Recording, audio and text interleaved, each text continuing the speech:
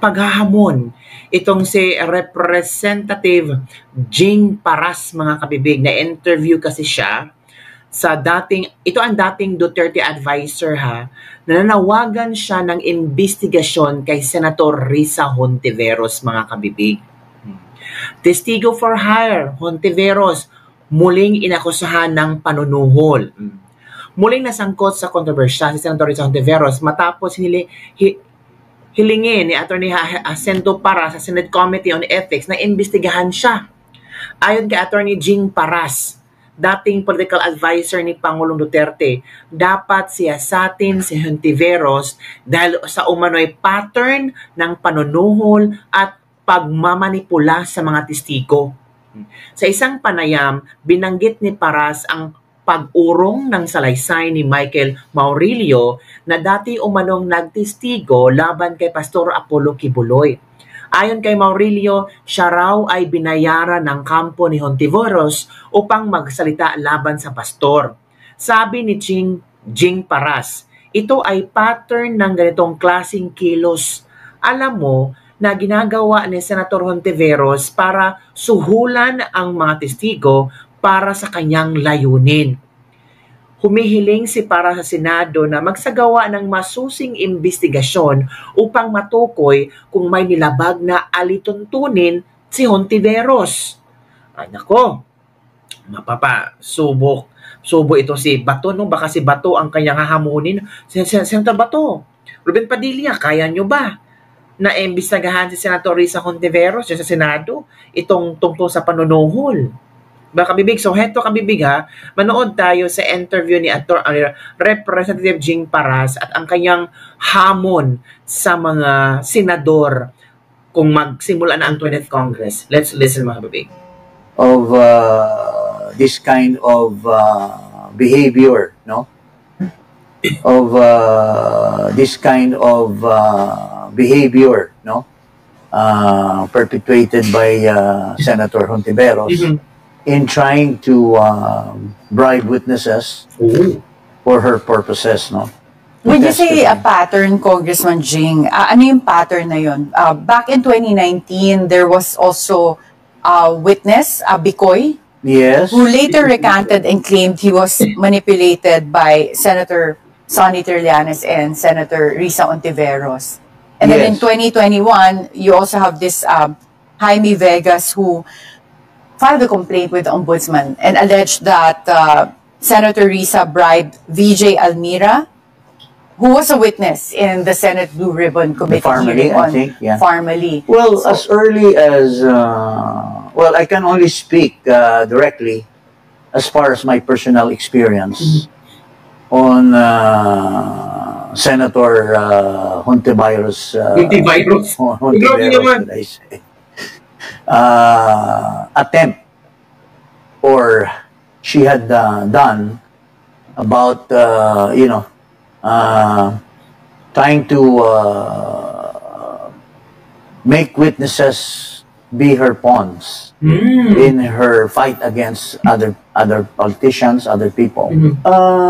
There's really a pattern itong ginagawa ni Hontiveros, because as early as I think the impeachment of Chief Justice Corona, there was already a testimony during the course of Senator Miriam Santiago's you know, interpellation of the witnesses. There was one witness who revealed that when Senator Miriam says, where did you get all these documents, you know, that you are using?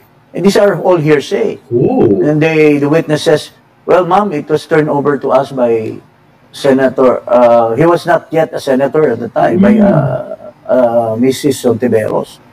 So, if you look at all of these things, there seems to be the attitude of, you know, trying to subvert the truth by using witnesses who are perjured. This thing about, you know, bribing witnesses, being a senator should be investigated by the Committee on Ethics. Posible, posible. And here, I call upon my good friends in the Senate, especially Robin Hood Padilla, who's a do-nothing senator. It's about time he should prove that he loves President Duterte so much. I challenge him to file this Ethics Committee case and against Hontiveros for perpetuating this, or Bato or Bongo. I call upon them to file cases against Hontiveros. This is so much. For so many years, he's doing this, allegedly.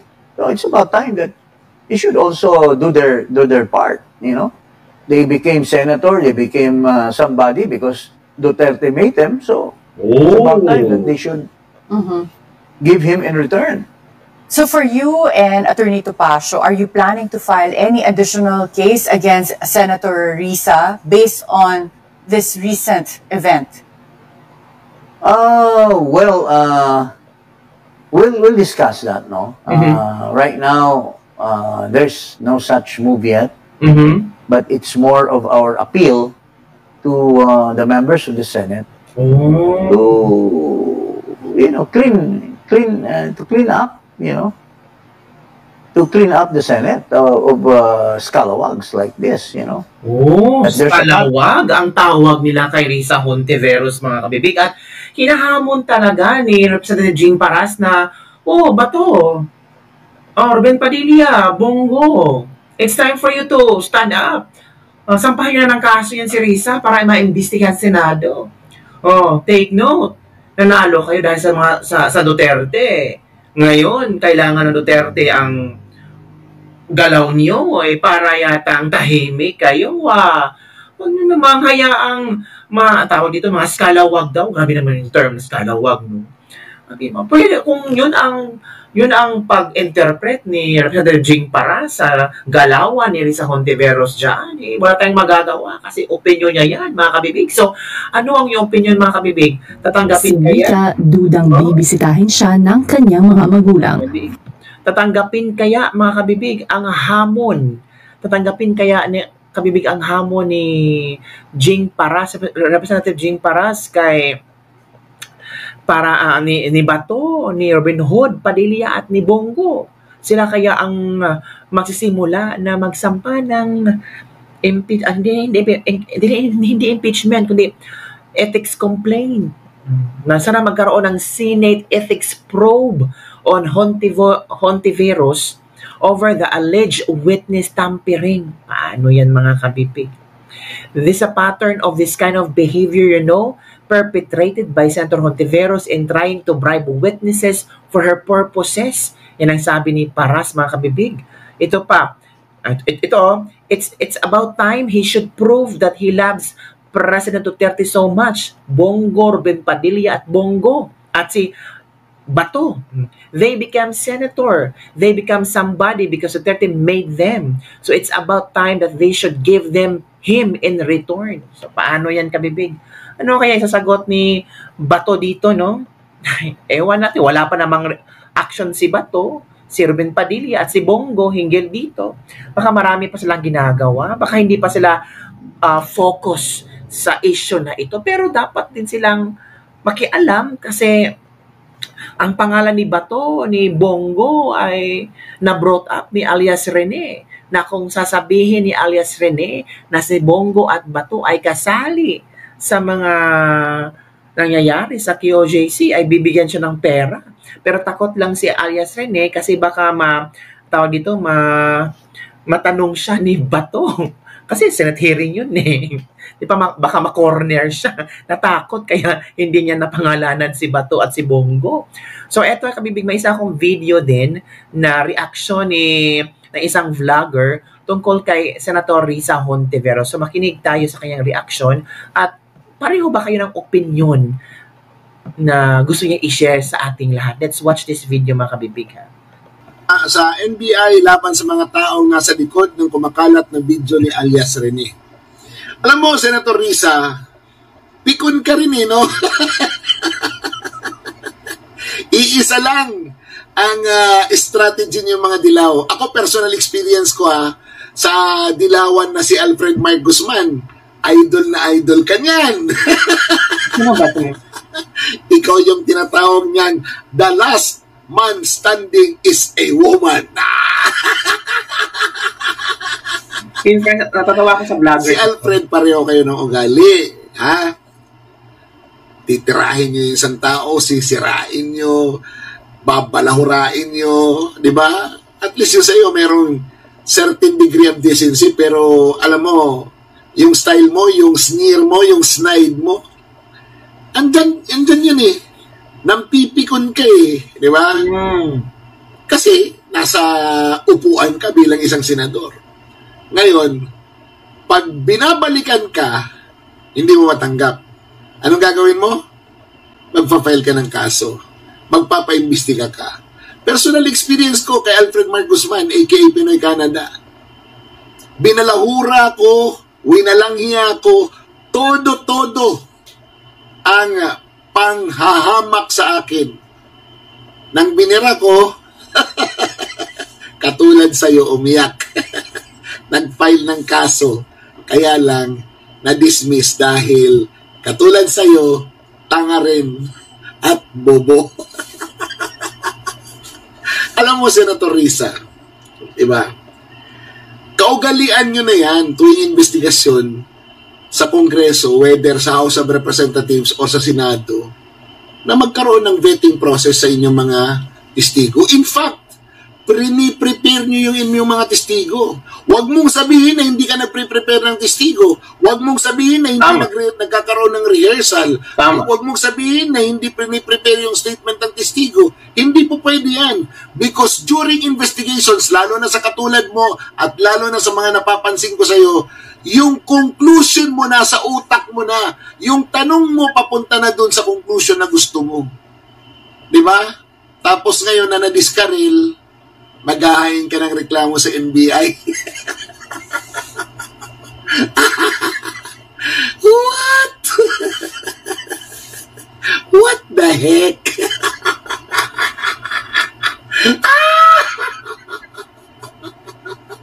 Ikon din to eh. Di ba? Oh, banat ka ng banat, tira ka ng tira. Pag ikaw binalikan, aaray ka rin pala.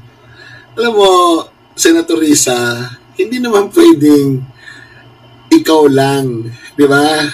May pagkakataon din na babawi yung iba, di ba? At katulad ngayon na mayroong statement na lumabas nung alias Rene, aba, you should deny it in such a way that people like me will be convinced. Pero yung mga sinasabi mong statement, it is not convincing. Bakit? Oh. You made the statement several days after the Rene. Oh. Diba? Magsalita. Matagal muna, ilang araw muna. Parang nag-practice ka muna sa sasabihin mo. Parang you were at a loss nang lumabas si Rene. Hindi mo alam ang sasabihin mo. And now, na nakapag-rehearse ka na, sasabihin mo na, nag-volunteer yan, pumunta sa akin yan, ito yung email niya. Sinabi naman ni alias Rene na nag-email siya sa inyo. Sinabi naman niya eh. Willing siya mag-testify, voluntarily, sinabi naman niya. Kaya lang, yung kanyang testimony was tampered. Yung kanyang testimony ay dinagdagan ng mga statement para nga doon sa conclusion na gusto mo sa investigasyon para madiin si Pastor Kibuloy. Pastor Apollo Kibuloy. In fact, yung sinasabi ni alias Rene na yung mga armas, pinuntahan yung kay OJC, ipinakita na wala doon paglalagyan ng mga armas. Na sinasabi niya, hindi siya pwedeng gumawa ng kwento na ganon. Somebody must have told him to say that. Kasi nga, nagtrabaho siya doon eh. Alam niya yung layout ng lugar. Di ba? Why would he invent something na alam niya na hindi ganon ang topography ng lugar? Walang pagkakataon na mangyari yung isang ganon sa lugar na pinagtatrabahuan niya. Somebody must have supplied it. In order to paint a picture of evil kay Pastor Apollo Kibuloy at kay VP Sara at kay dating Pangulong Duterte. So, problema mo yan. Di ba? Huwag kang mapipikon. Now, if you want to hunt us, tayo, ng mga nagsalita tungkol dyan, go ahead. We will be happy to answer whatever you give us. Why? Sanay naman na ako. Kinasuhan nga ako ng bata mo eh. Sino bata niya? Sinagot ko naman. Hindi na kami takot, Senator Risa. Sanay na kami sa style ninyo. Gusto nyo, kayo lang. Pag kayo na binawian, napipikon kayo. Sayang ang bayo! So yun, kabibig, ang kanyang reaction hinggil sa trending pa rin ngayon. Ito si Senator Risa Hontiveros. Ako naman, naniniwala naman ako na si Senator Risa Hontiveros ay talagang ginagawa niyang paraan para maging malinis ang Senate hearing niya. Pero kung meron talaga na witness na bumaliktad at yung witness nagsabi na kung ano ang kaya naranasan, well, yun naman talaga ang nangyari sa witness. Pero depende talaga yung kabibig kung saan ito patutungo. Knowing na si Senator Risa Hontiveros ay hindi din yan tatahimik. Sabi niya, gagawa sila ng paraan para malaman kung sino ang nasa likod ng mga isyong ito.